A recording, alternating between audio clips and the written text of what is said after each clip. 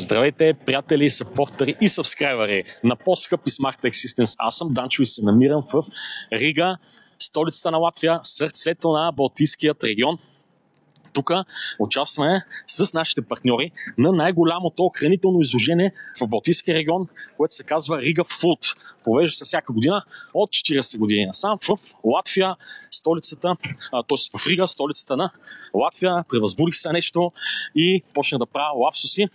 Айде да ви покажа изложението, да видите с какво сме дошли тук и с какво се представяме. И понеже знам, че има хора, които ще кажат: Данчо пак е дошъл на разходка някъде. Не съм на разходка, пичове. Пак сме по работа, за жалост, но си правим работата да не е густо, да не е кеф.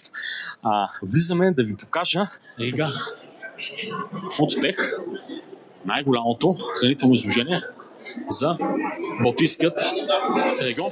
Намираме се на щанда на нашите партньори от NR Data POS, които използват STS POS-ове за тяхните фискални системи. Най-новият STS POS, който тепърва почваме да ви даваме и на българския пазар, който е супер тънък, супер готин. Не е тази кутийка фискалния модул в Латвия.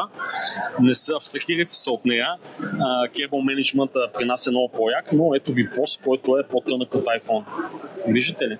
И клиентски дисплей, който е по-тънък от iPhone. Нали?